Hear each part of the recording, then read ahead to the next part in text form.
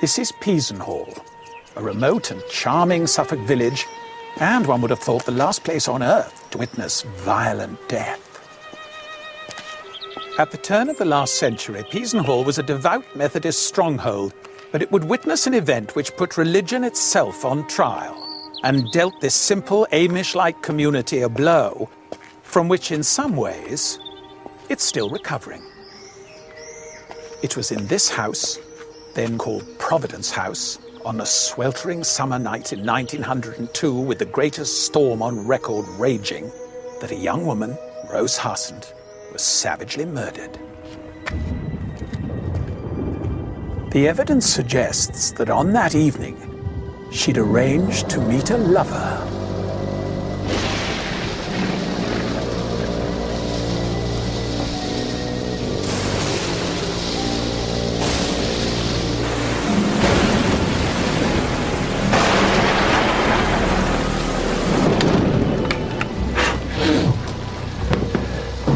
Rain's getting heavier. You're soaking. I've been checking the sandbags. I think we're prepared. Hope so.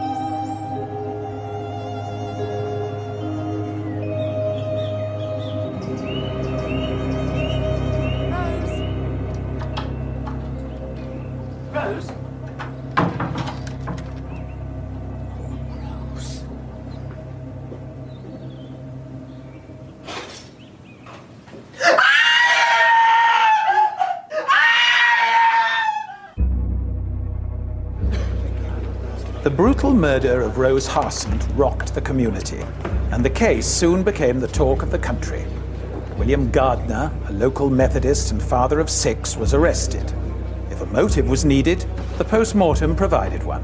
Rose was 6 months pregnant.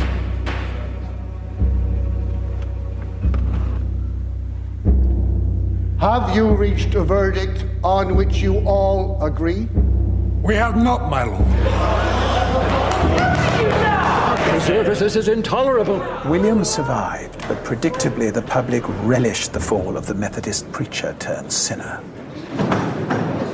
This was Gardner's second trial. At the first, he escaped the news by just 1 vote. This time, it was 11-1 for his acquittal. The trial was sensational. Love letters, drama, sexual shenanigans aplenty.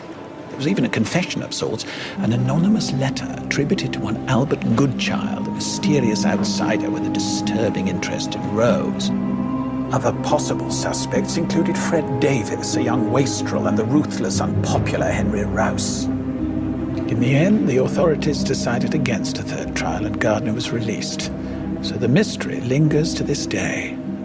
Who did kill Rose Harsent on that wild and stormy night?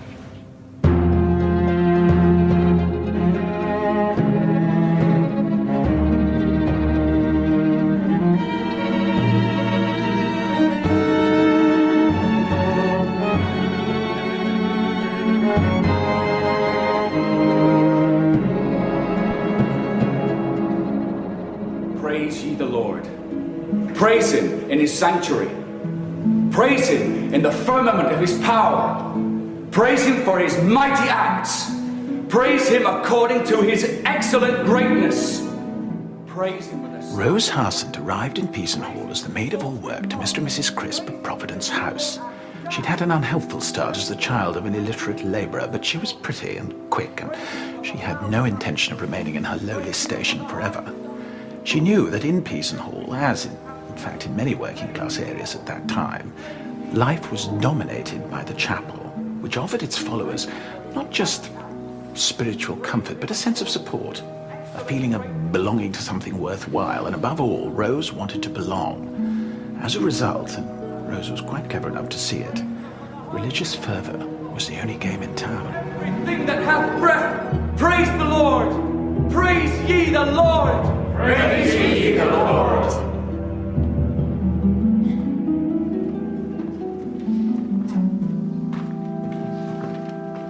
William Gardner had worked hard and travelled far. He was illegitimate, born in a workhouse, but he triumphed over these unpromising beginnings. And when he married Georgiana Cady, the daughter of a Methodist grocer, he established himself firmly in the highly respectable chapel connection.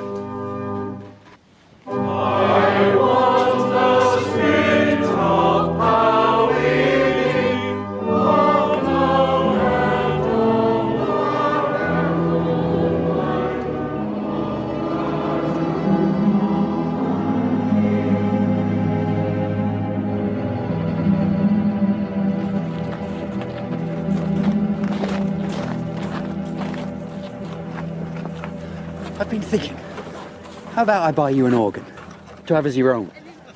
Get away. Well, you said yourself you'd like to play. A happy, healthy family. It gladdens my heart. Thank you, Reverend Guy. William read well today. Please tell him. He'd love to hear it from you. The connection means everything to him. Well, he's more than proved himself. I don't know what he feels about taking on new challenges. We're always looking for preachers. Men with commitment to spread the word. Well, there's no one in chapel more committed than William. I agree. Although some might argue otherwise. Mr. Guy, such an honour to have you here. Mr. Rouse, I hope you enjoyed the meeting. I don't come for enjoyment. Pity. We like a good service, don't we, William? That we do. Georgie was a catch for William, even if she had weakened her bargaining power a bit by getting pregnant before the marriage. This they concealed when they moved to Peasenhall by simply subtracting a year from the age of their eldest daughter, Etty. But they prospered in their new home. William rose to the post of foreman in the local drill works.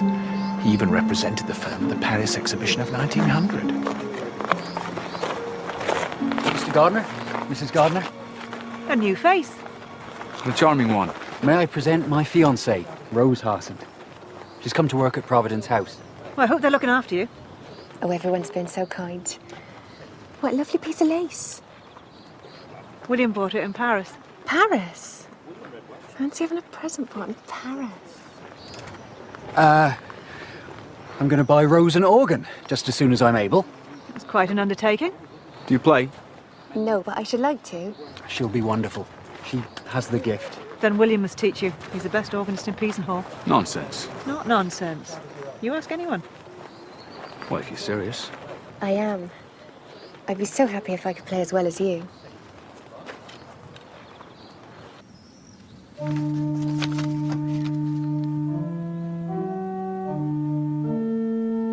Good. Good. Nice and steady. What was that you were playing on Sunday? At the end of the service? All glory to God in the sky. John Wesley sang it moments before he died. Was he a friend of yours? Hardly. He was our founding father. A most remarkable man. He gave his life to the saving of men's souls. From the colliers in the north to the felons in Newgate prison.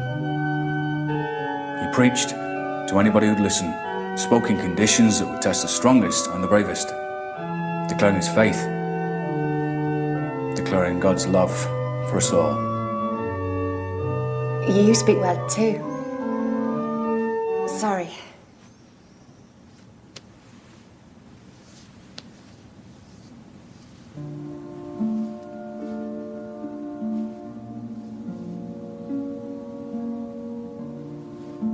look of the music, not me.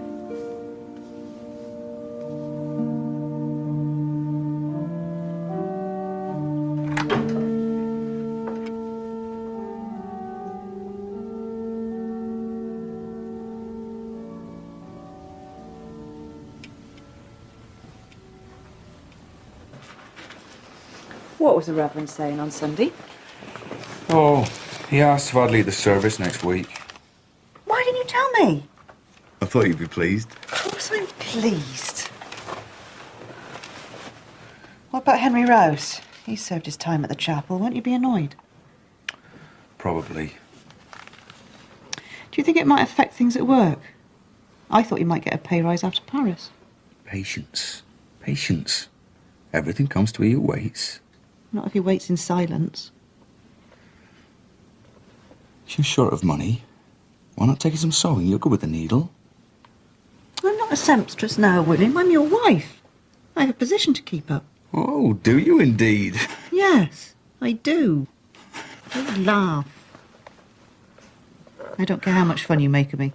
We won't be in this cottage forever. You'll see. Days of old that lived and they, she was the mistress of a trade, the prostitute of Ireland, the harlot of Jerusalem. Hi-ho, Jerusalem, Jerusalem, Jerusalem. Hi-ho, Jerusalem, the harlot of Jerusalem. Oh, come on in, Rosie. Never mind the chapel folk. After all, you know something they don't know. What's that? How to have a good time. You shouldn't talk like that. They're good people. Do you good to go to chapel? All of you. I don't think the good Lord would have time for me. Not after what I've done. Here, have a drink. I've taken the pledge. That's the trouble with the brethren, isn't it? They're a bunch of killjoys. Right. Who's he? That's Albert Goodchild. He's a maltster from Burton. Brewing was considered a noble calling generally, and the maltsters were accorded a high status. The work was skilled, steeping, germinating, drying the grain, and it was highly rewarded. So Goodchild would have been rich. Well, compared to most of his peers. But he was an itinerant worker, and so not part of this tight little community. Naturally, he enjoyed the faint exoticism that clings to a prosperous outsider. What are you doing here? I'm sharing God's message. This is no place for God's message. Nor for the likes of you and me, neither. I'm allowed to talk to folk, aren't I? Of course she is. Let go! We have an understanding. Well, you may. Well, I don't think she does. We'll talk about this in the morning. Now look what you made me do.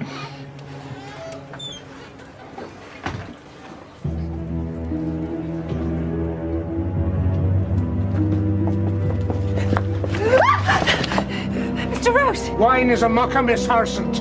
Proverbs, chapter 20. I swear I didn't touch a drop. Wait upon the Lord, and he shall save thee.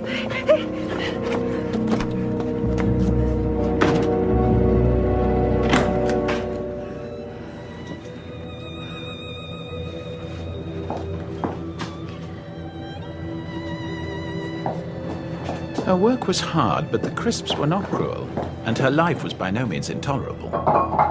She had her own bedroom, she could come and go as she pleased in her free time, and with a staircase leading directly from the kitchen to her room, she could do so without their knowledge.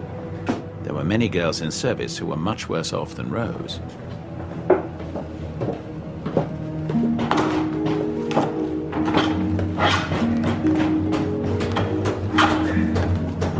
Work with the grain.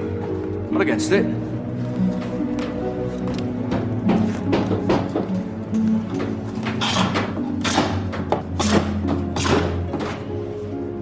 Now you try. Give your labours to the Lord, and he will reward you. Smith's Drill Works was the main employer in the area, and the workforce there earned good, steady wages. Nor, unlike agricultural labourers, did they have to contend with seasonal variations and the constant search for work. To be a big man at Smith's, like William Gardner, was something.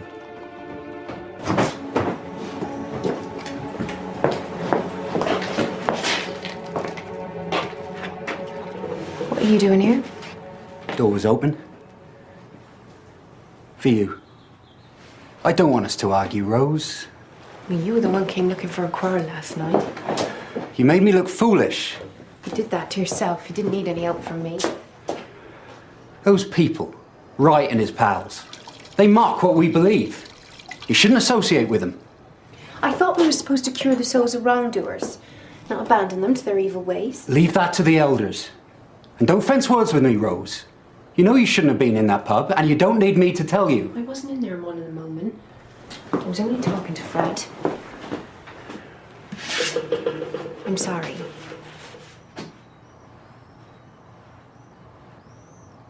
Well, I'm sorry too. I thought we might go for a walk if you've a mind to. I would, but I can't. Why? Where are you going? Organ practice.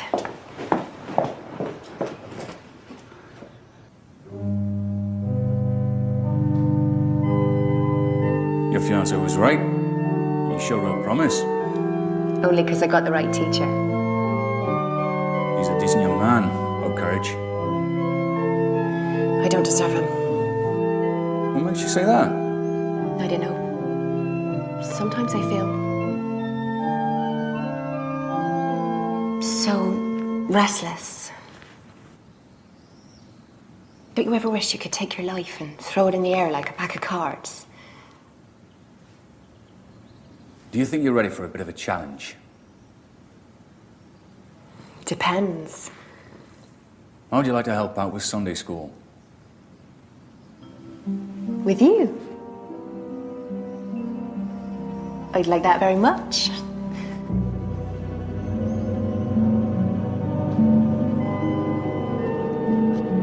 By this stage, the pair were meeting regularly in the course of their activities, but despite this, and despite living within yards of each other, Gardner now began to write letters to Rose, a sure sign that they were drifting into dangerous waters. Thank you, Harry. Oh, Harry, I'll take Mr. Smith's copy up to him. Would you give this letter to Miss Harsent, please? Thank you.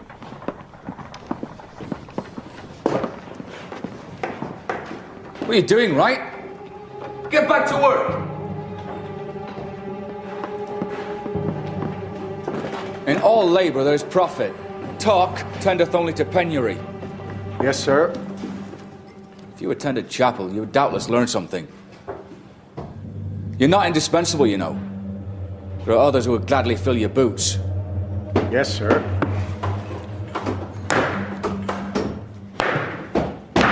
Lust not after her beauty in thine heart, neither let her take thee with her eyelids.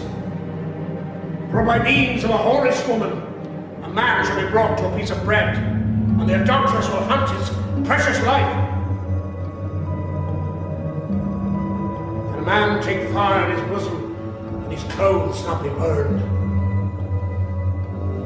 Can one go upon hot coals, and his feet not be burned?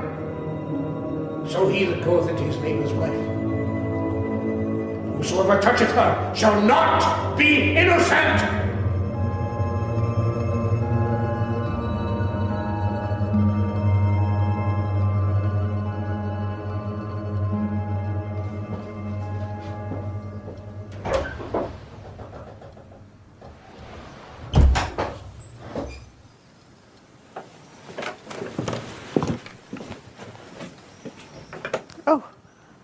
William?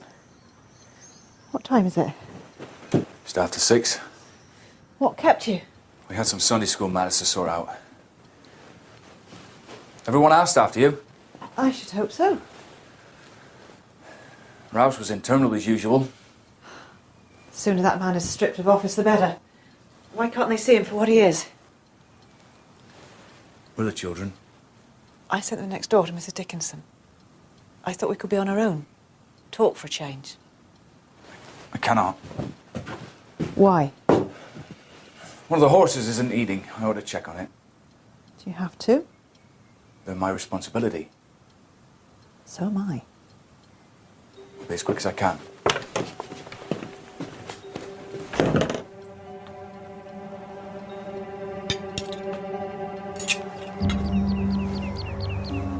Tell me more about Franz.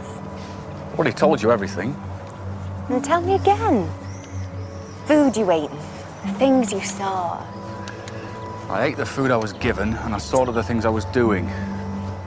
You forget, I was there to work, not daydream. Nobody can go to Paris without dreaming a little. The way you talk sometimes, with such faith in the world, and the wonders it holds for you. It reminds me of a child on Christmas Eve. Bright with hope. Is that bad? Far from it.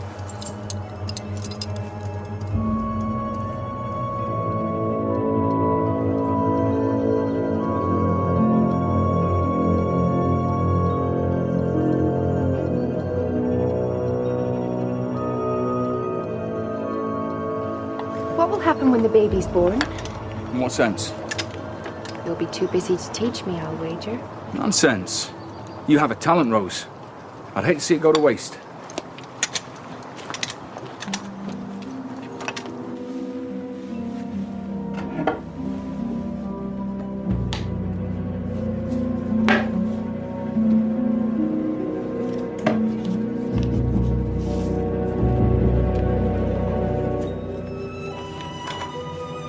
Dear Rose, I hope this letter finds you well. Regarding your question as to the correct relations between a man and his wife, I believe I've found the answer. One of Rose's duties was to clean the chapel, and she seems to have enjoyed it. In fact, she embraced the Methodist life in every way, and in return, she was fully accepted into the connection, where she could meet her idol, William Gardner, as often as she wished.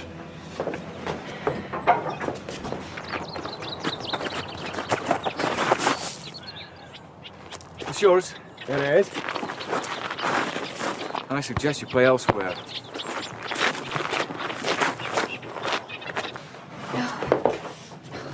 Can I help? Yeah, must have swollen with the rain.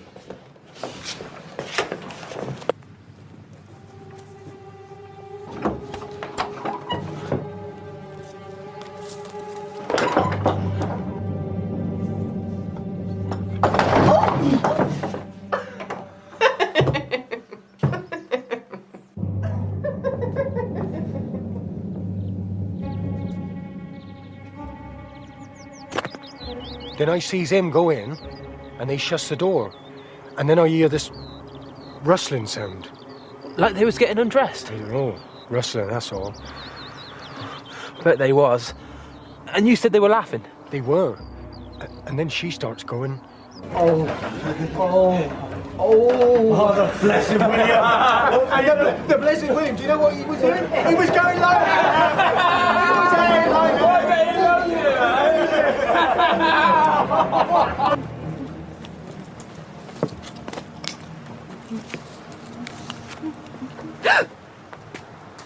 Don't stop.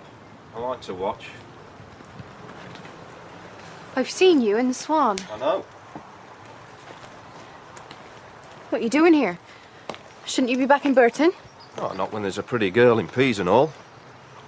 Aren't you going to tell me your name? Well, I know who you are. Rose Harsent. I've already got a fiancé, thank you. He was either blind or stupid. Then he has. It's not marriage I'm interested in. What do you think I am? I know what you are.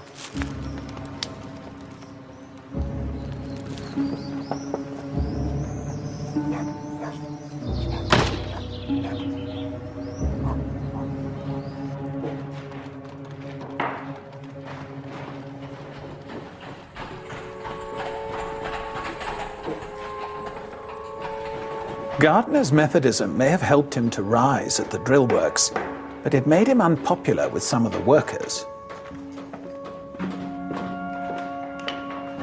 Bill Wright used the rumours of adultery to paint Gardner as a self-serving hypocrite. He cannot have imagined how serious the repercussions might be. Oi, where you going with that, Harry? Don't you let his wife catch you.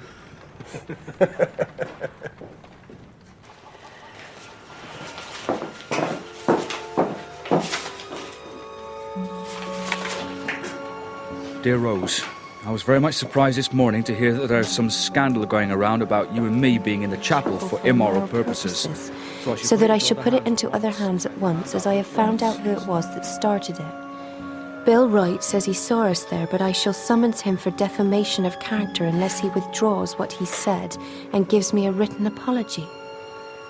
The question is, of course, was this the truth? Was William Gardner really affronted by the very suggestion of impropriety? Or was he terrified of scandal? And was the letter composed to be read by a third party in the event of an inquiry? And after it was over, she says, "Did you notice me reading the Bible last Sunday?" And he says, "What were you reading?" And she says, "I've been reading about what we've been doing here. And I'll tell you what it is. 38th chapter, Genesis. Onan went into his brother's wife and spilled his seed upon the ground. I tell you what, they were black and blue the way they were at it. What's the meaning of spreading these lies? They're not lies.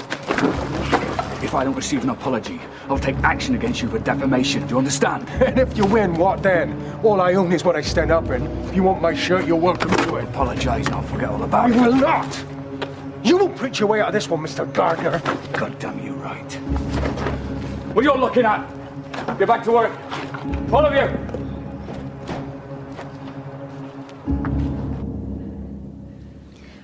Midwife's on her way.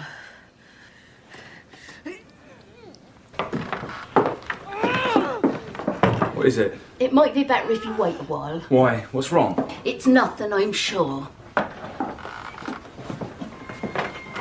William kept all news of the scandal from his pregnant wife. In those days, every childbirth carried a risk, and he would not have wanted to increase it. On May the 3rd, 1901, 2 days after the chapel incident, it must have been a relief to William when Georgie was safely delivered of another daughter.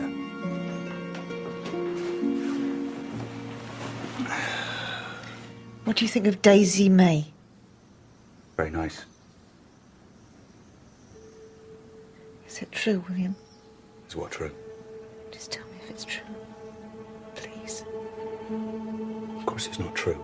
How can you ask that? I teach her music. We work in Sunday school and that's all. Then why would they say it? I think Bill Wright started it. He's always had a grudge against me. But there's no truth in it. I wouldn't do it to you, I swear it. Don't swear. Just say it and I'll believe you.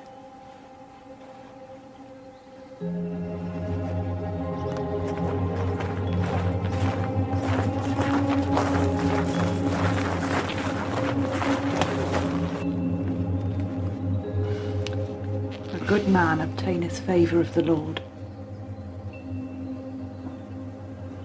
You better go.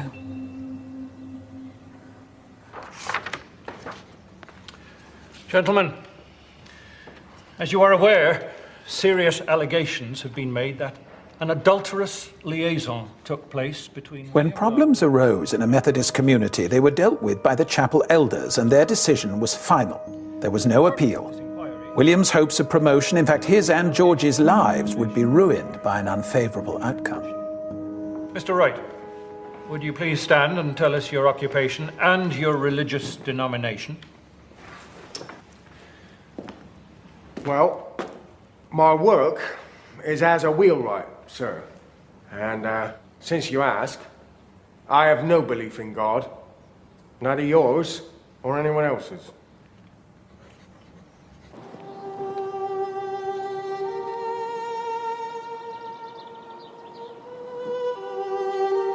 And after that, she says, I must go.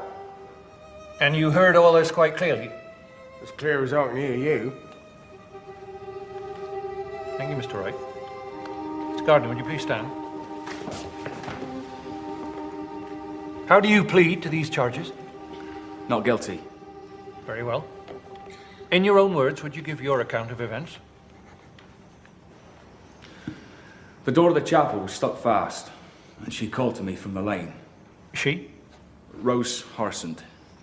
She called to me from the lane, and I went to her as a neighbour, a friend, to help. Not as her lover, as this man would have you believe. As God is my witness, I did what any good Christian would do. Why then, in your opinion, would Mr. Wright fabricate such a malicious story? I do not know. You'd have to ask him that. Neither side would yield. Wright was unshakable in his story, and Gardner stuck to his. In the end, it came down to a simple choice of whom the elders should believe. It seems to me we have a witness who is a member of this chapel and one who is not. The question is, whose testimony do we believe? From the evidence we've heard today, and we've heard a good deal of talk, neither I nor the other elders can see any reason to doubt Mr. Gardner's word. And therefore, glad to call that this wholly unpleasant matter be resolved in Mr. Gardner's favour. Thank you, gentlemen.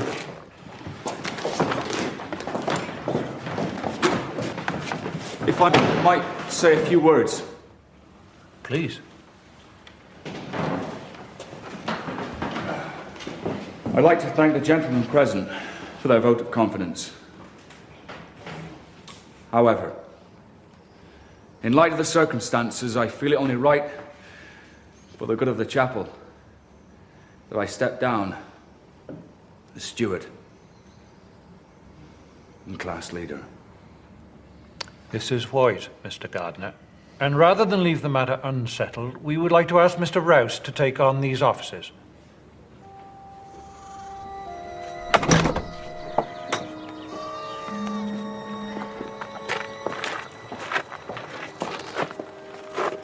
William, might I have a word? Of course. If you will forgive me, it might be prudent, all things considered, if you and Rose were to avoid one another for the time being. Please don't misunderstand me. I'm delighted at the outcome, which I never doubted, but alas, in the world we live in, appearances can sometimes be almost as important as truth. I'll keep clear of her. Don't worry. It's probably wise. Poor girl. Well, good day to you. Good day, Reverend. Rose? What are you doing here? Go home. Have you no shame? They found us innocent. I heard the Reverend. They may have, but I don't. Why'd you have to spoil it? I would have done anything for you, Rose. Oh. You brought nothing but shame on me. Well, you can find some other fool to support you. Leave me alone! It was, of course, much more than a broken engagement. Rose was no longer welcome at the chapel. Her reputation had vanished, and so, more painfully, had her time spent with William Gardner. No more organ practice, no more Sunday school.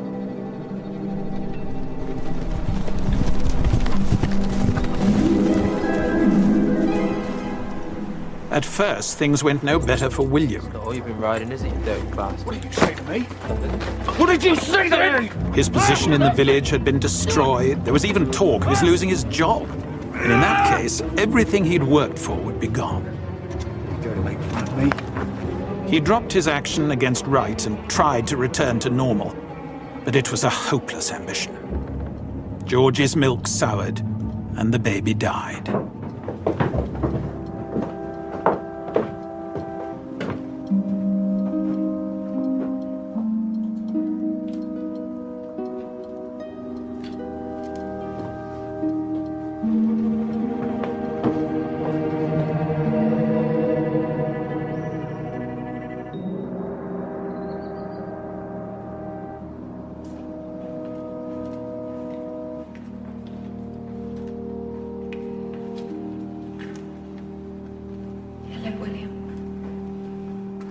What are you doing here? Etty said you'd be here. I thought I told you. I had to see you. We cannot meet like this. Georgiana isn't well. Don't abandon me now, William. I beg you. What we had... We had nothing. Is that clear? Why are you talking like this?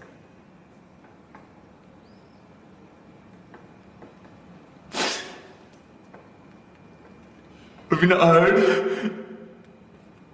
I've lost a child. It's all right, William. Everything will be all right.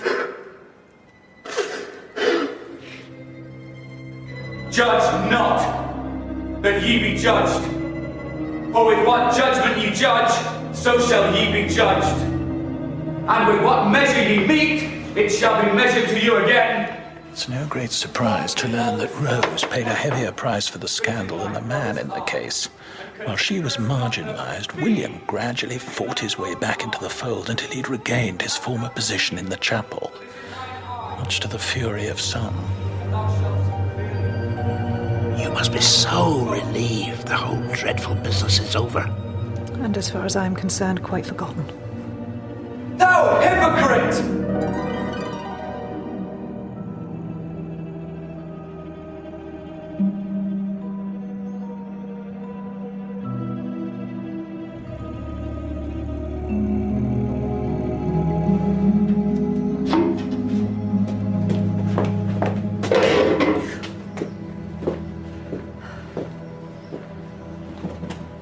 What do you think?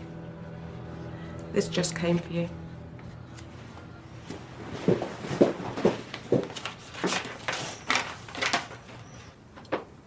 Have you seen my gloves? You left them on the sideboard. Stand still, Eddie, till I say. When will you be back? Hard to say. I'm driving Rickards over to Kelsale, and then I have some business in Leiston to attend to. Mind you wrap up.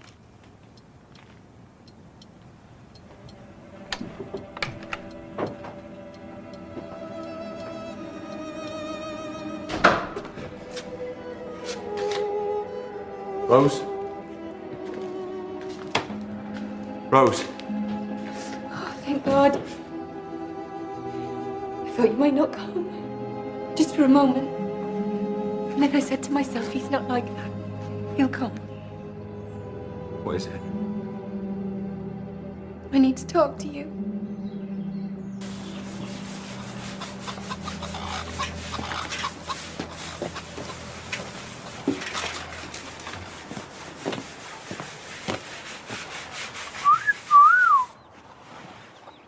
How long have you been there?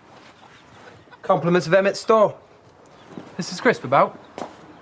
Gone to Oxford. I brought something else too.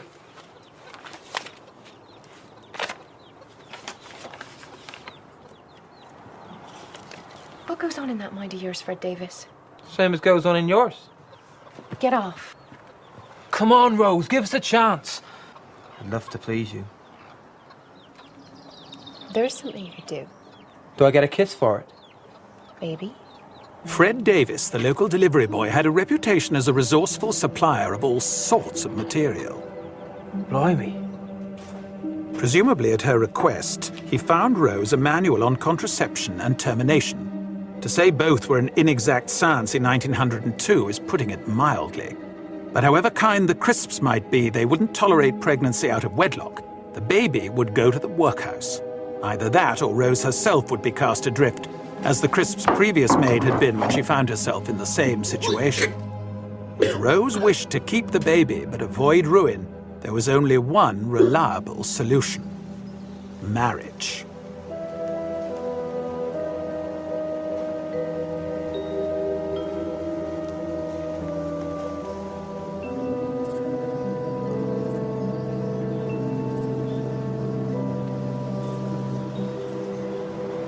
What do you want?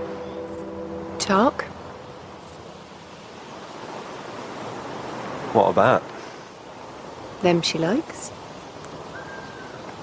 Tell me, why is it you're not yet married? I haven't had the inclination. Or you've not met the right woman?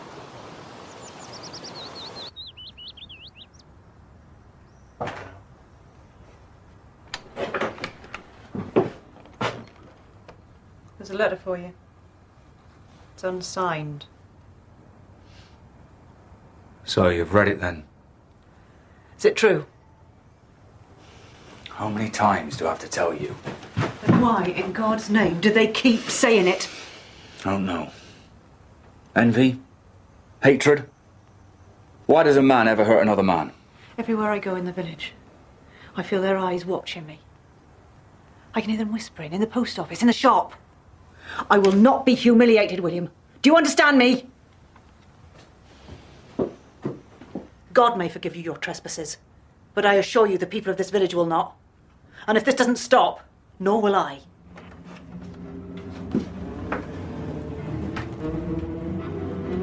The author of the letter claimed to have evidence that Gardner was continuing to see Rose and threatened to denounce him in the chapel. What's the meaning of this? I'm sure I don't know. This has your mark all over it, Rouse. It's for your own good. So, it was you. I thought as much. You're damaging the cause. Your gossip does more harm than anything I'm responsible for. Unlike you, I've been tried and found innocent. There's no smoke without fire. And we all know who kindles the flames. That'll put yours out for your own good.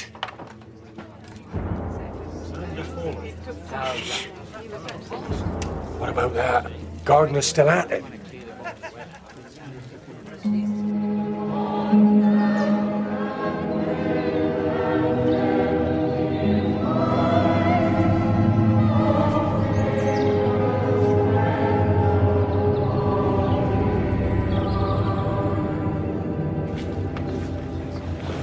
Mr. Rouse, I wonder if I might have a word. Of course. I do not want to beat about the bush. Then don't.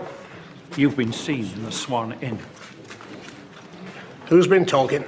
That's the point. You have been talking, Mr. Rouse, or at least the wine has been talking. I've asked Mrs. Dickinson to sit with us tonight. She just so hates storms. I'll see you later. Where are you going? The horse is lame. Again? Must have stumbled. At least have the decency to accompany us home. May I remind you, the elders found William innocent. It behoves you to respect their judgment. As it is, you spread poison through the village. Lord only knows what harm will come of it. I can't help what I think. Then think it if you must, but do not say it.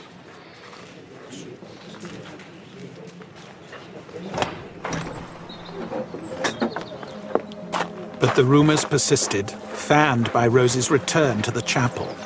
Whether she was stubborn or just lonely, she would not keep away. They'd been declared innocent, so she had every right, but her constant presence at the services must have made William's position impossible. You've only yourself to blame. In 1902, the long Edwardian summer was at its height. It had been hot and dry and airless for weeks. And then on the 31st of May, it finally broke.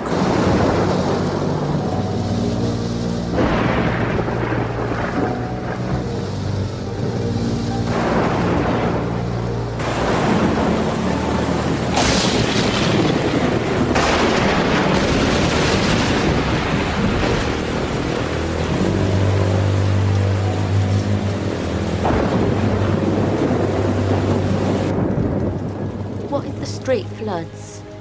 William has sandbag ready for the front if the brook gets too high. Where is he? He's upstairs. He'll be down in a minute. It's very quiet.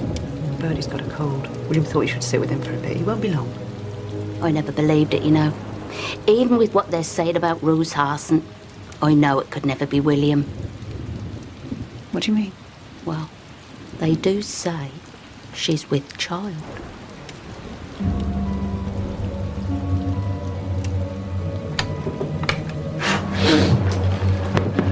Rain's getting heavier. How's Birdie? Fast asleep. You were so good. Been checking the sandbags. I think we're prepared. Hope so.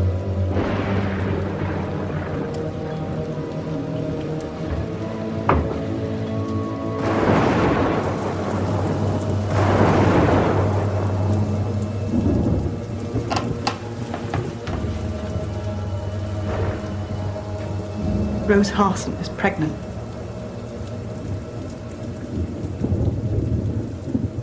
Well, at least you have the grace not to look surprised. I have borne you 7 children. I have cooked and cleaned and tended you in sickness and in health. And I will not stand by and watch you throw everything away. You may have been born in the workhouse, but I am not going back there to die. Do you understand me?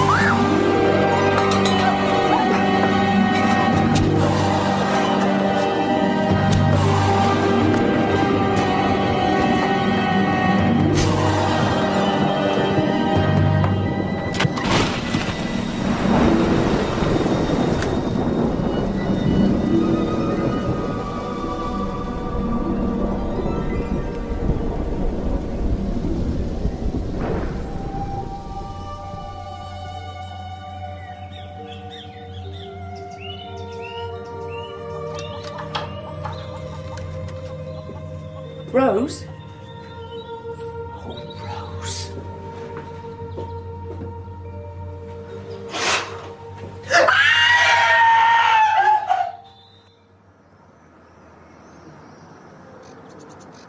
It's hard to fathom quite why, but the first explanation put forward by the police was suicide. Or was this simply a comment on how little regard Rose enjoyed by that stage? Anyway, medical opinion soon ruled that out. One discovery provided the police with a possible key to the murder. Rose was 6 months pregnant. Letters written by William Gardner and carefully preserved amongst Rose's possessions seemed to confirm the scandalous affair, and even though his were not the only letters she'd kept, a medicine bottle labelled Gardner and found at the scene of the crime gave the police all the proof they needed. William was arrested. Once the authorities had decided it was Gardner, they set about building the case. The telltale medicine bottle was submitted in evidence along with the damning letters and various blood-stained clothes and knives. There's no doubt that the police were sincerely convinced they had their man. The trial fascinated the nation. When the prosecution presented William Gardner as the father of Rose's child, the defense inevitably suggested she had many lovers. As a result, the papers decided Rose was not the blushing flower they had portrayed. Now, to an enthralled public, she was reborn as a scarlet woman and home-wrecking harlot, the seducer of God-fearing Gardner. Apart from the medicine bottle, further evidence came with the discovery of an unsigned note, secretly arranging an assignation in Providence House at midnight. A candle would be placed in the window by Rose as a signal that it would be safe to meet. Rightly or wrongly, Gardner was credited as the author. Lust not after her beauty in thine heart, neither let her take thee with her eyelids. I don't think we can be in much doubt that Rose and William were lovers and the child was his.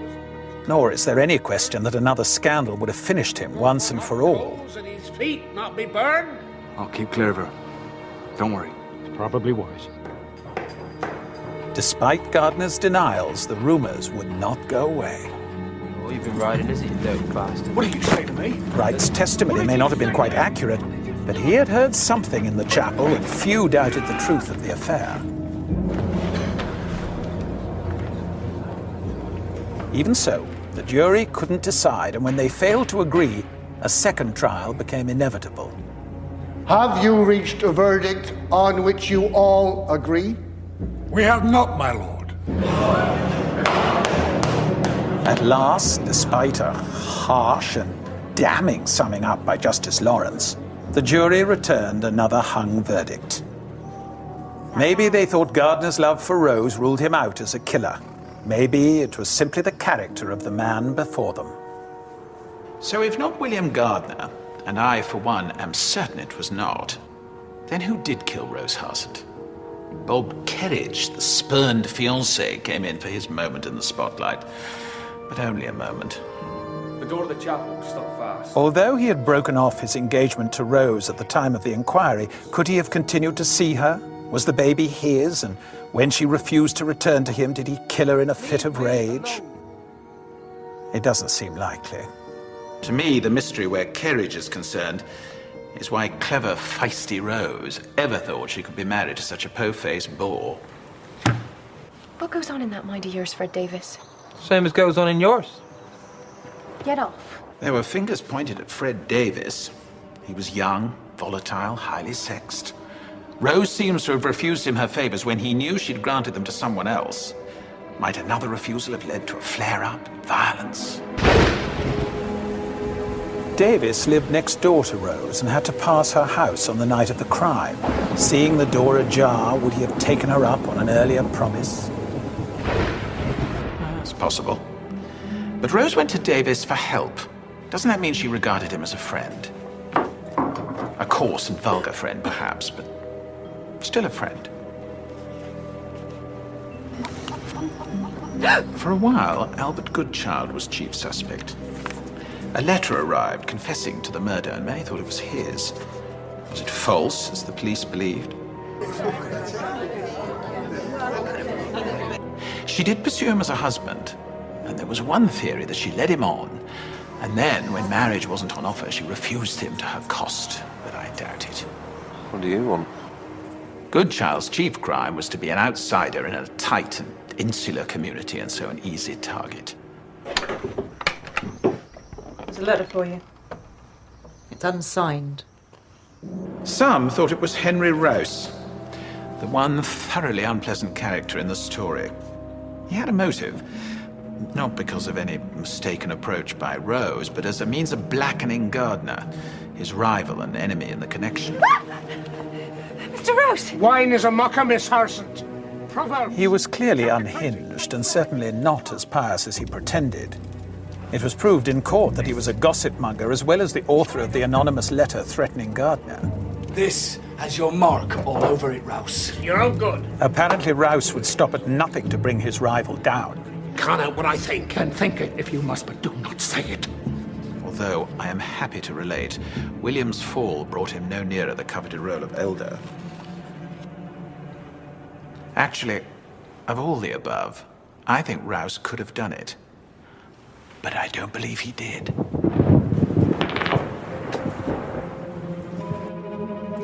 This bottle was sold to Georgie Gardner for her children. We know that little Bertie was ill that night, and that she left her bedroom to go and nurse him. What could be more natural than to slip the bottle into her pocket once the dose was administered? Remember, Georgie gave William everything.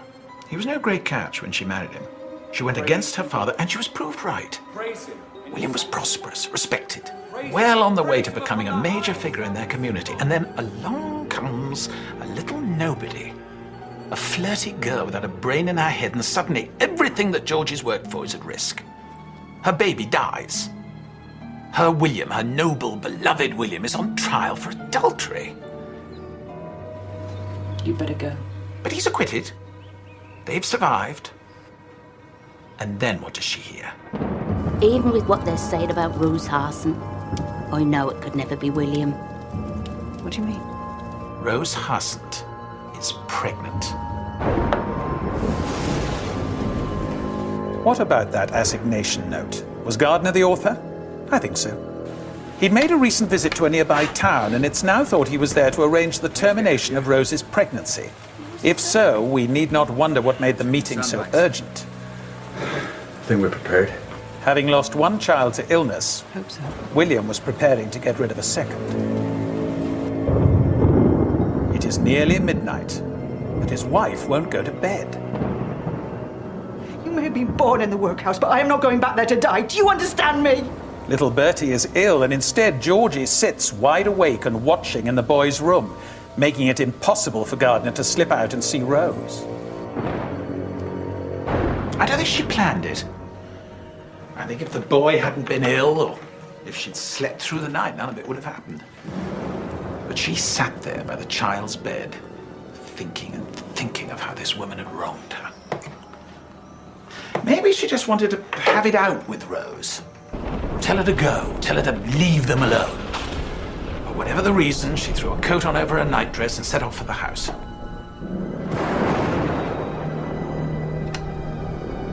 Maybe, after months of torment, she finally snapped, grabbed a knife and slashed at her enemy, and in the struggle the bottle slipped out of her pocket down onto the flags, and then, horrified, she runs.